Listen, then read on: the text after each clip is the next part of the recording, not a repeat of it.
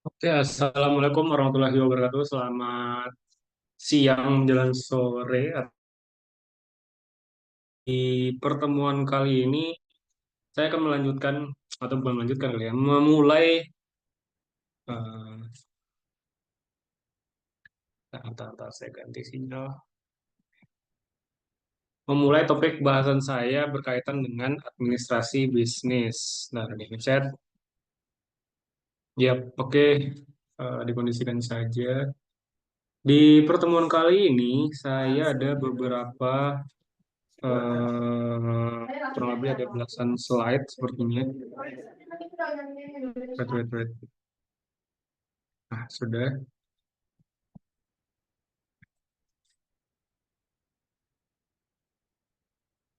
Apakah ada jadwal yang berubah atau hari ini masih tetap cuma mata kuliah saya saja? Mas, siapa sih ya? PJ-nya? Duh, saya lupa lagi.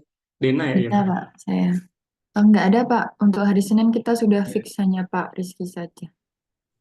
Oke, berarti saya lanjut saja kalau begitu. Vincent. Tadi saya sudah ngebagiin token presensi yang bisa teman-teman input di akun siakan yang masing-masing. Saya akan memulai mata kuliah ini dengan tema atau dengan topik pembahasan pengantar administrasi bisnis.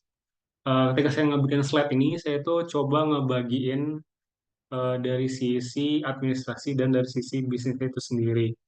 Meskipun eh, pada topik-topik selanjutnya, kalau teman-teman lihat dari apa saya itu sebenarnya kita itu condong lebih ke pembahasan bisnisnya saja dari sisi operasional atau dari sisi administrasinya, tapi tidak ngebahas dari sisi ilmu murni administrasi tersebut. Saya rasa teman-teman dari semester awal itu sudah berkutat ataupun berputar-putar berkaitan dengan topik si administrasi tersebut. Jadi RPS-nya itu akan jadi seperti itu berkaitan dengan bisnisnya saja. Mungkin teman-teman mungkin lebih jago bisnis daripada saya dan mungkin usahanya sudah sudah sangat-sangat besar dan maju. Misalkan mari kita sedikit mundur berkaitan dengan mata kuliah hari ini berkaitan dengan ilmu secara teorinya.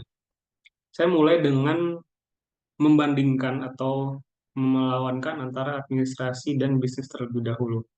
Administrasi itu berasal dari kata Latin ad ministrare atau bisa dikatakan sebagai melayani, membantu, atau memenuhi. Administrasi merujuk pada kegiatan atau usaha yang membantu melayani, mengarahkan dan mengatur semua kegiatan dalam mencapai satu tujuan. eh Bicara administrasi itu saya selalu ngelihatnya dari kita selalu ngelihatnya dari hal sempit dan secara luas. Dalam arti sempit dan arti luas. Misalkan kalau kita mencoba mengerucutkan ya pandangan kita berkaitan dengan administrasi, maka tidak akan jauh atau tidak akan eh, menghindar, tidak akan jauh dari hal-hal berkaitan dengan tata usaha, dari kegiatan tata usaha kantor, misalkan melakukan pencatatan, melakukan mengetik, mengirim, menghimpun, menandakan, dan lain sebagainya. Administrasi ya, ada surat yang masuk, ya udah kita catat suratnya, ini surat untuk siapa, dari siapa, isinya tentang apa, baru kemudian kita berikan kepada atasan kita, misalkan. Ada surat yang keluar, ya udah, berarti kita perlu bikin nomor suratnya, kita perlu bikin, eh, kita perlu minta tanda tangan yang pihak berwenangnya, dan lain sebagainya. Sedangkan kalau kita melihat dari sisi atau dari artian secara luas, administrasi itu bisa dikatakan sebagai sebagai sebuah kerjasama. Saya baca slide-nya dahulu. Istilah administrasi berhubungan dengan kegiatan kerjasama yang dilakukan manusia atau sekelompok orang sehingga tercapai tujuan yang diinginkan. Kerjasama adalah rangkaian kegiatan yang dilakukan oleh sekelompok orang secara bersama-sama, teratur, terarah, berdasarkan pembagian tugas dengan kesepakatan bersama. Artinya eh, mungkin akan kurang lebih atau mungkin akan kurang lebih seperti bagaimana kita mengelola dalam hal ini sebuah perusahaan misalkan. Kalau dengar cerita Pak Joko, misalkan beliau tuh selalu eh, cerita ke saya beda administrasi dan manajemen itu dari sisi Eropa Eropa Timur kalau nggak salah saya. Jadi ada dari sisi Eropa, kalau cerita Pak Joko, orang-orang menyebut di sana sebagai administrasi, sedangkan dari sisi Amerika menyebutnya sebagai sebuah manajemen. Prinsipnya dua hal ini sebenarnya sama. Sama-sama mengelola, sama-sama manage. Cuman yang satu diberi nama administrasi, yang satu diberi nama mengelola atau dalam hal ini manajemen. Bicara administrasi dan manajemen sama-sama berkaitan dengan kerjasama. Eh, Anda adalah manajer PT XYZ misalkan, maka Anda bertugas sebagai ketua atau pihak yang mengelola karyawan yang ada di sana, baik itu dari sisi SDM-nya, dari sisi operasionalnya, dari sisi marketingnya misalkan, dari sisi keuangannya juga misalkan, dan lain sebagainya. Pun begitu dari sisi administrasinya mengurus bagian SDM, administrasi berkaitan dengan ambil contoh kalau SDM mungkin kenaikan pangkatnya misalkan. Kemudian SDM administrasi dari sisi marketing mungkin berkaitan dengan surat-surat kerjasama atau poin-poin kerjasama misalkan. Administrasi dari bidang keuangan atau bidang finansial mungkin berkaitan dengan pengurusan pajak, pengurusan dengan aset-aset, pencatatan aset-aset dan lain sebagainya. Sama-sama bertugas untuk ngelola, sama-sama untuk bekerja sama-sama dilakukan oleh sejumlah orang yang berkumpul, atau kalau pakai arti organisasi mungkin berkumpul berserikat untuk eh, mencapai satu tujuan yang sama misalkan. Ses- Pembagian tugas sesuai dengan kesepakatan bersama.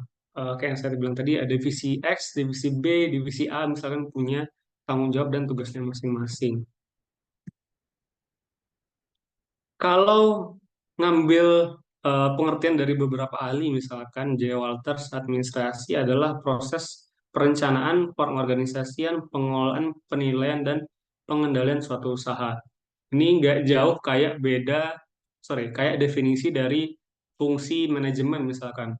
Fungsi manajemen yang paling terkenal ya POAC, ada planning, actuating, organizing, sama controlling. Planning artinya perencanaan, PO organizing atau pengorganisasian, actuating atau eh, menunjuk orang siapa yang melakukannya, atau staffing juga bisa, ada controlling yang terakhir. Controlling berarti hanya pengendalian. Kalau dari J. Walters kurang lebih pengertiannya hampir sama seperti dari fungsi manajemen. Kemudian dari LD White, sebuah seni untuk melakukan pengarahan, koordinasi, pengenalan banyak orang untuk mencapai satu maksud atau tujuan tertentu. Definisinya hampir sama kayak definisi dari sebuah organisasi, tapi ini dilihat dari sisi yang berbeda. Ada pencampuran antara fungsi manajemen juga, fungsi pengarahan, koordinasi, dan pengendalian banyak orang.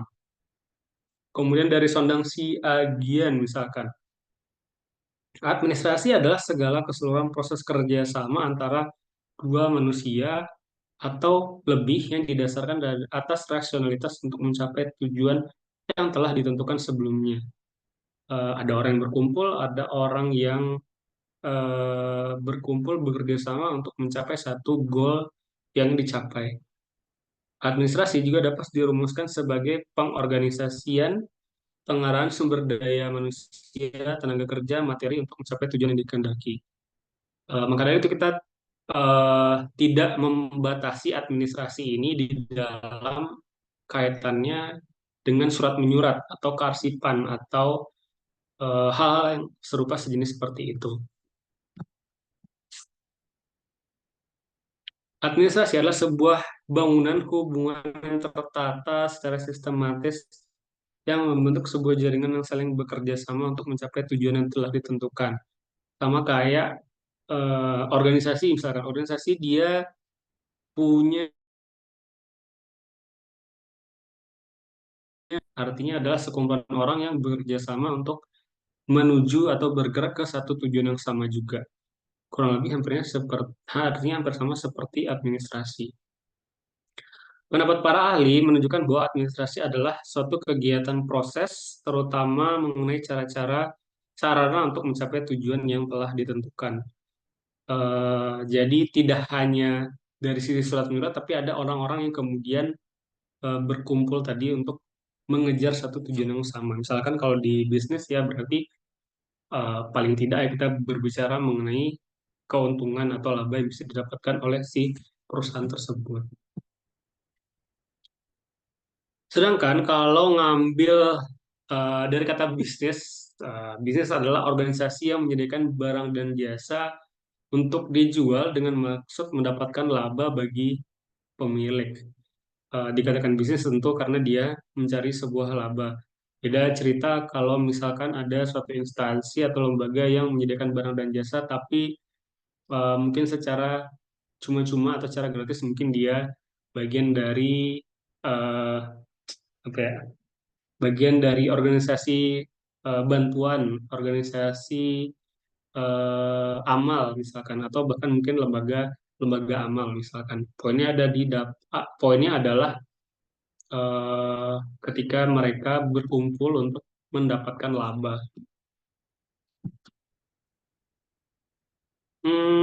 Mengapa administrasi bisnis menjadi penting?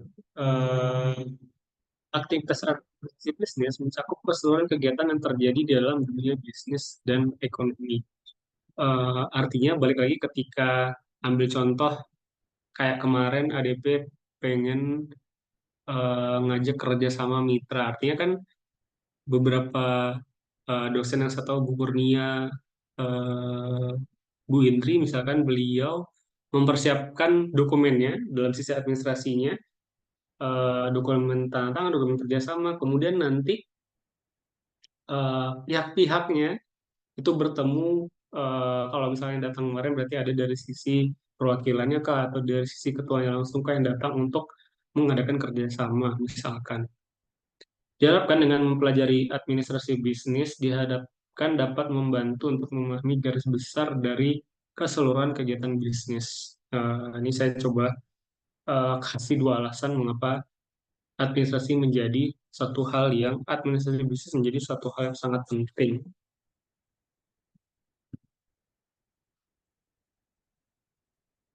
Kalau harus kita ngebagi-bagi lagi, saya coba ngebagi jadi 4 poin. Alasan mengapa administrasi itu menjadi hal yang sangat penting. Yang pertama itu dari sisi efisiensi operasional. Administrasi bisnis ngebantu organisasi dalam merancang sistem yang efisien, memaksimalkan sumber daya, dan mengurangi pemborosan.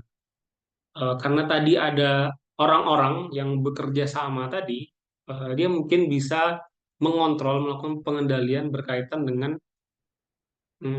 SDM, mengambil keputusan. Oke, ternyata mungkin kita tidak membutuhkan sejumlah karyawan yang sebanyak ini misalkan, sehingga kita bisa lebih eh, melakukan penghematan terhadap kegiatan bisnisnya tersebut. Karena kan tadi administrasi bisnis itu berkaitan dengan mendapatkan sebuah laba. Kemudian poin yang kedua itu adalah berkaitan dengan pengambilan keputusan yang tepat. Ketika kita punya data, ketika punya alasan terhadap satu hal, kita mungkin bisa melakukan pengembalian keputusan yang paling tepat. Misalkan kayak tadi yang di poin satu saya bilang bahwa mungkin perusahaan ini terlalu crowded sehingga eh, sebagian besar pemasukan perusahaan itu digunakan untuk membayar gaji karyawan, sedangkan jumlah keuntungannya mungkin tidak sebanding dengan, atau jumlah kliennya mungkin tidak sebanding dengan jumlah karyawan yang ada, sehingga jadi over kapasitas misalkan. Kemudian yang ketiga itu berkaitan dengan pengelolaan sumber daya. Administrasi bisnis membantu dalam mengelola sumber daya manusia, finansial, dan material secara fisik. Kemudian terakhir itu berkaitan dengan penentuan strategi bisnis. Administrasi bisnis membantu organisasi dalam merumuskan dan menerapkan strategi untuk mencapai tujuan jangka panjang. Eh, Kaitannya apa sih? Misalkan kita coba geser dari sisi SDM misalkan. Mungkin dari sisi pengambilan datanya, anggaplah ambil contoh misalkan, saya coba pengen ambil contoh perusahaan-perusahaan startup-startup sekarang misalkan rata-rata em, mereka kemudian beralih memiliki memiliki sebuah dompet digitalnya masing-masing. Misalkan Traveloka bahkan sekarang ada Traveloka Pay, kemudian eh, apalagi tuh KAI juga tuh KAIP ada juga. Padahal kan sebenarnya mereka mungkin Traveloka fokusnya kepada menjual menjual tiket pesawat lah mungkin ya. Atau ngambil contoh yang paling ekstrim misalkan ya Gojek. Gojek kita tahu mungkin mereka adalah perusahaan aplikasi untuk jasa transportasi misalkan. Tapi justru mereka punya GoPay-nya itu sendiri. GoPay-nya bahkan sekarang ada aplikasi terpisah di luar dari Gojek itu mereka punya aplikasi GoPay-nya sendiri. Mungkin itu karena berdasarkan data yang mereka dapat, berdasarkan administrasi yang mereka bisa mereka kumpulkan, dapatlah data-datanya bahwa misalkan nih di satu daerah ternyata driver Gojeknya tidak begitu banyak. Daripada mereka ngepaksa orang buat install Gojek, mungkin lebih baik mereka mengalihkan orang-orang yang nggak butuh layanan Gojek ke layanan pembayaran GoPay-nya saja, misalkan contohnya seperti itu. Itu kan adalah keputusan-keputusan yang didapat dari data-data yang dikumpulkan dari administrasi yang sudah mereka dapatkan.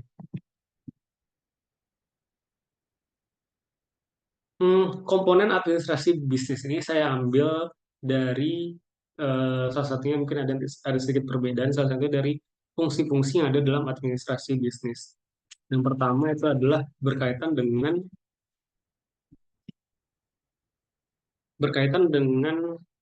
manajemen, manajemen atau kegiatan perencanaan pengelolaan yang berbagai aktivitas atau kegiatan bisnis agar mampu mencapai tujuan dengan maksimal. Berkaitan dengan pembuatan keputusan-keputusan bisnis, apakah untuk membeli atau menjual, untuk meng-hire karyawan baru atau tidak meng-hire karyawan baru dalam hal ini memecat karyawan. Kemudian apakah ingin melaunching sebuah produk yang terbaru atau justru sistem produksi yang baru dan lain sebagainya.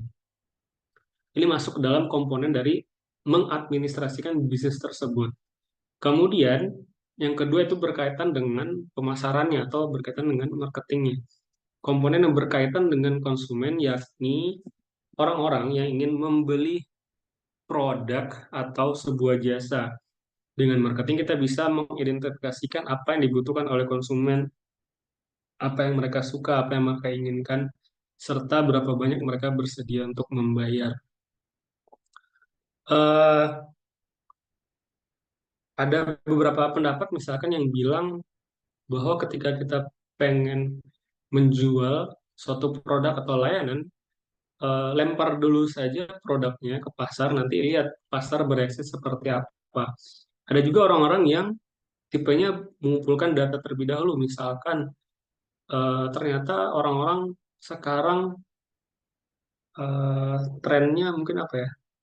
Trennya mungkin masih menyukai kopi-kopi kekinian misalkan. Enggak mungkin datanglah beberapa perusahaan baru yang eh, pengen nantangin langsung kayak kopi tuku, kopi kenangan, janji jiwa, dan lain-lain sebagainya misalkan. Lalu baru mereka datang dengan produk tersebut. Yang terakhir, kegiatan marketing berhubungan dengan sales advertising. Ini eh, saya tuliskan karena beberapa perusahaan misalkan sekarang itu menggabungkan antara sales dan marketingnya. Orang yang jualan juga punya kewajiban untuk memasarkan atau mempromosikan produk tersebut. Padahal kan seharusnya itu dua hal yang setidaknya perlu dibedakan supaya yang satu benar-benar fokusnya bikin promosi, bikin event-event seru, event-event yang seru misalkan, bikin aktivasi-aktivasi tertentu. Kemudian yang satu lagi fokus untuk ningkatin revenue dengan melakukan penjualan ataupun dengan mendatangkan orang-orang yang pengen beli. Eh, saya cut dulu sampai sini. Ada pertanyaan Kak berkaitan dengan slide-slide saya sebelumnya, boleh buat di resen terlebih dahulu.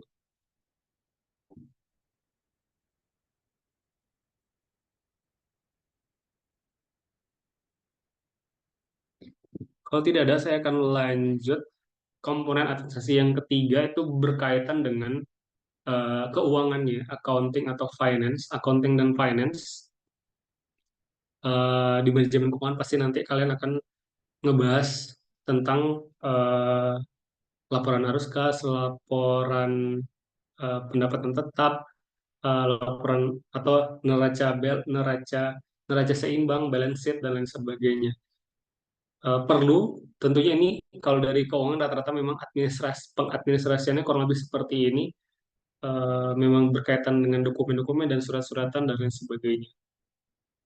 Tentu ini hasilnya atau pengumpulan data keuangan tersebut nantinya berkaitan dengan bagaimana perusahaan bisa memaksimalkan profitnya. Dan kayak tadi saya contoh, apakah eh, gara-gara SDM-nya atau karyawan yang terlalu banyak misalkan, atau gara-gara eh, produknya mungkin terlalu murah dijual dibandingkan dengan harga modalnya misalkan. Accounting atau finance ini berkaitan dengan kegiatan yang merekam mengenai apa yang sedang terjadi dalam bisnis tersebut. Financial accounting menyediakan informasi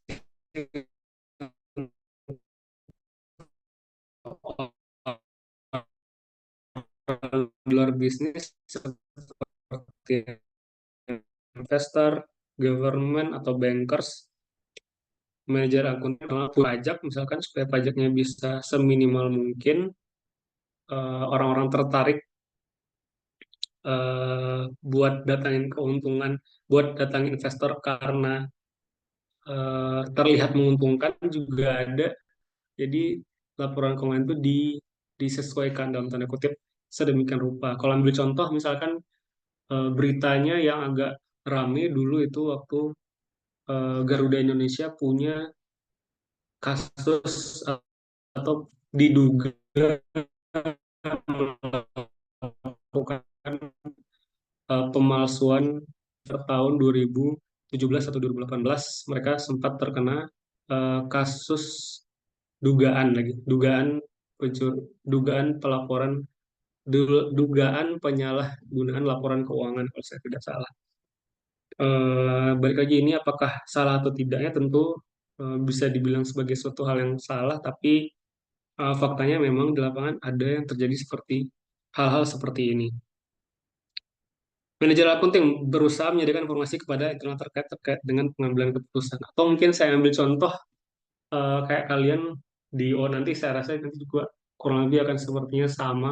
Misalkan kalau pengen nyebar proposal, misalkan angkanya dinaikin, angkanya ditinggikan supaya eh, mereka merasa bahwa kita butuh, misalkan harga harga suatu perlengkapan sebenarnya harga 2 juta, kemudian dalam proposalnya kita naikin jadi 3 juta misalkan. Toh hal seperti itu eh, tertampak atau terlihat seperti suatu hal yang wajar dan memang banyak dilakukan oleh banyak pihak. Yang kelima berkaitan dengan operation, berkaitan dengan hari ke hari sebuah bisnis itu berjalan atau diselesaikan. Jika Anda mempunyai perusahaan pembuat mobil, bagaimana cara membuatnya, bagaimana bagaimana cara membuatnya, kemana mobil tersebut akan dijualkan, contohnya kayak gitu. Kemudian ada yang ketujuh, yang keenam, manajemen informasional sistem, mengkomputerisasi bisnis, menjaga semua tercatat, otomatis tercatat by sistem sehingga bisa berjalan lebih efisien. Pengadministrasian misalkan kalau dari sisi itu mungkin dari sisi absensi karyawan misalkan, adakah perusahaan yang masih menerapkan absensi dengan tanda tangan misalkan, atau eh, pencatatan total cuti karyawan misalkan. Beberapa teman saya di perusahaan misalkan yang saya tahu mereka punya aplikasi sendiri, jadi kelihatan nih, oh saya sudah memakai saya saya sudah pakai cuti saya sekian hari, misalkan saya masih punya jatah sisa cuti sekian hari. Jadi lebih terrecord, lebih tercatat. Paling tidak manajemen informasi dan sistem yang paling sederhana ya berkaitan dengan absensi. Misalkan absensi sidik jari kan itu ke record, tidak bisa ditukar, pasti tanggalnya, pasti jam dan harinya, pasti juga si orang tersebut yang datang tanpa ada titip menitip misalkan. Jaga semua tercatat otomatis by sistem sehingga berjalan lebih efisien. Eh, Kalau saya coba simpulkan, jadi apa itu administrasi bisnis? Administrasi bisnis kita bisa artikan sebagai bagian dari manajemen yang berusaha untuk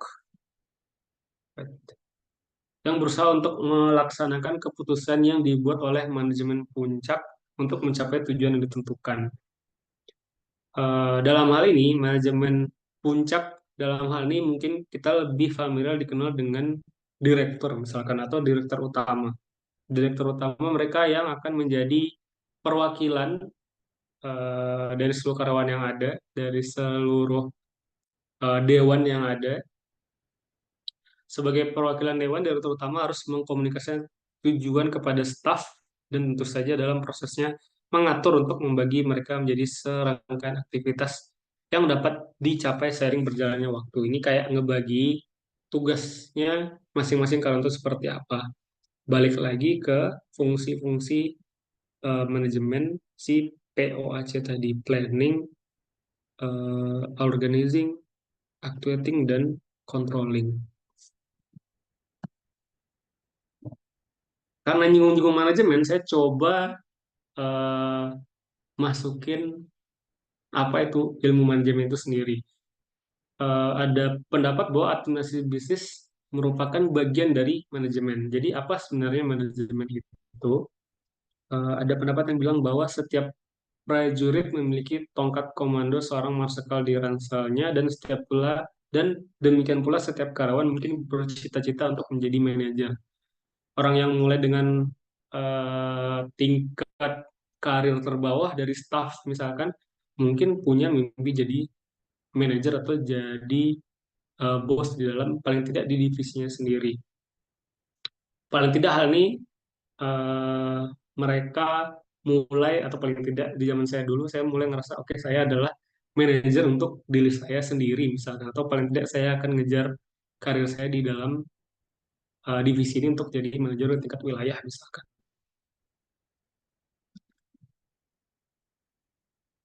Kalau ini saya coba eh, cari kemarin tuh sumber dari kalau nggak salah ini cover buku warna merah ini saya lupa saya judul bukunya itu dari penulisnya siapa tapi ini covernya warna merah berkaitan dengan bisnis administrasi introduction kalau tidak salah saya judulnya.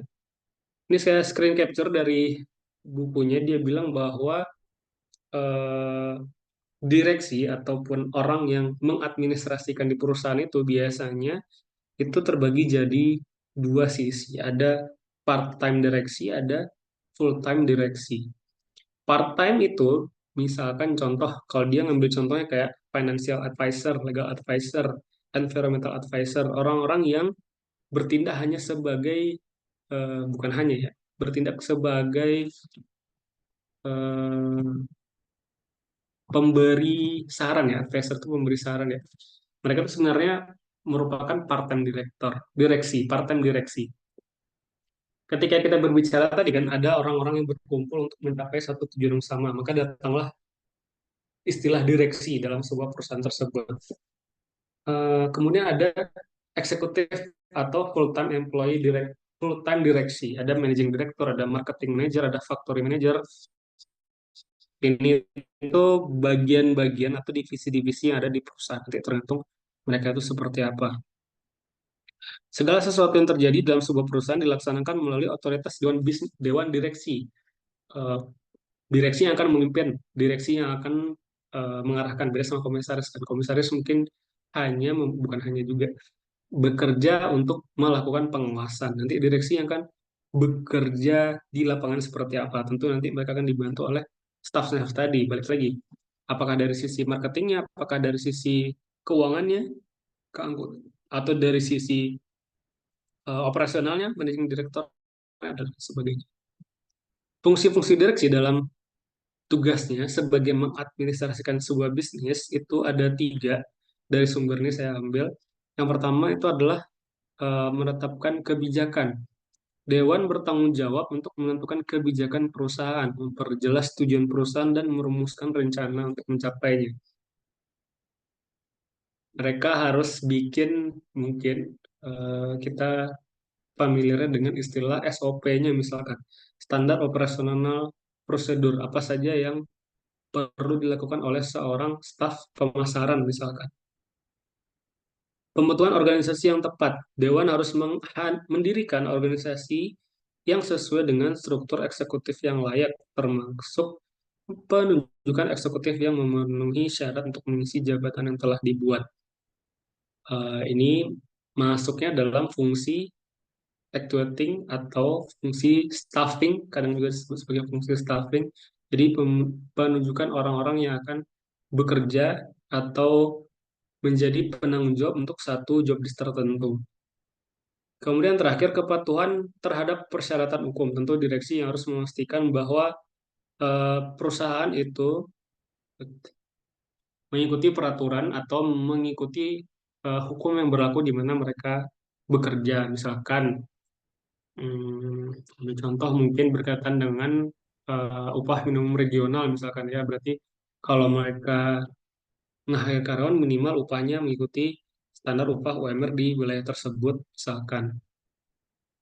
Atau pakai eh, undang-undang cipta kerja yang terakhir, misalkan. Misalkan kalau mau kontrak berarti maksimal di 5 tahun. Setelah itu antara diputuskan eh, jam antara pemutusan hubungan kerja atau melanjutkan tingkatan ke pegawai tetap, misalkan. Eh, Kurang lebih seperti itu sih hukum atau aturan yang ada di Indonesia berkaitan dengan gaji sama berkaitan dengan eh, perjanjian hubungan kerja.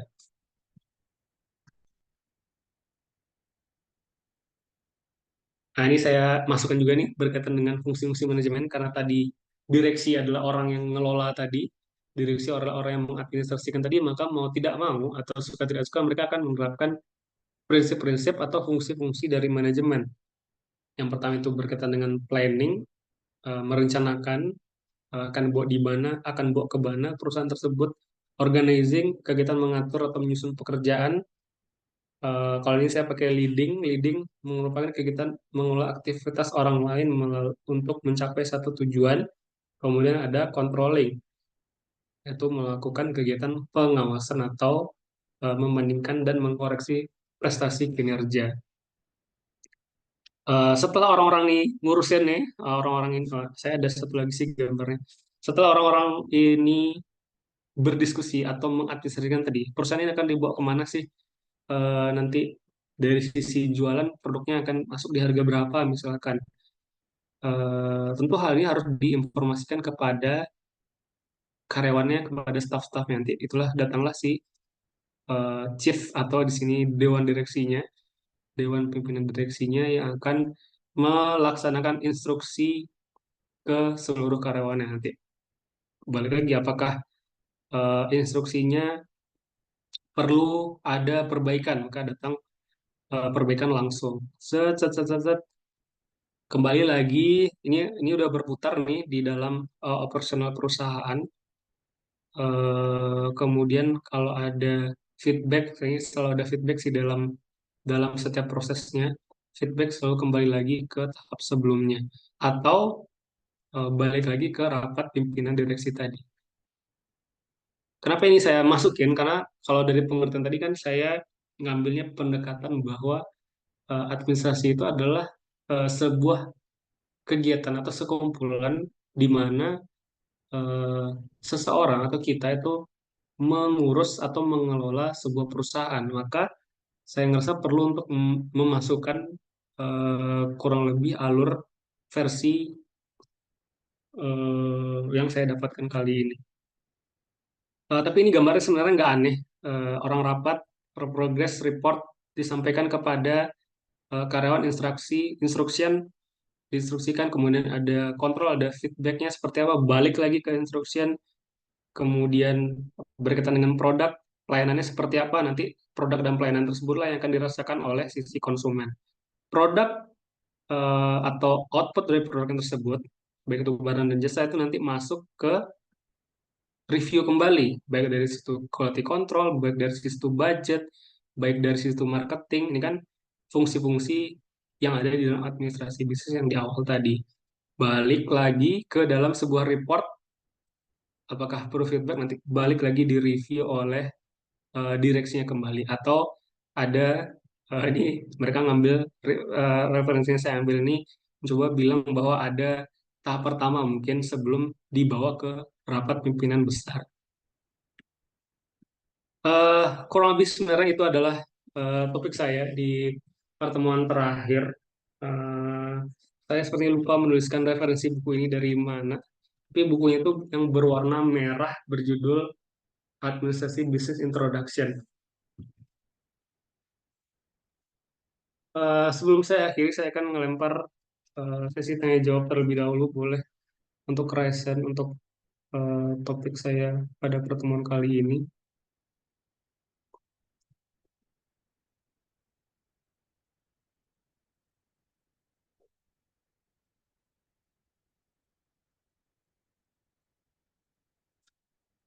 Kalau tidak ada, kelasnya akan saya akhiri saja. Kita ketemu lagi di minggu depan di topik yang selanjutnya, berkaitan dengan lingkungan bisnis. Saya masih akan membuka sesi tanya jawab di minggu depan sebelum topik selanjutnya saya presentasikan di dalam kelas. Saya cukup saya rasa cukup sekian, wabillahi taufiq wal hidayah. Wassalamualaikum warahmatullahi wabarakatuh.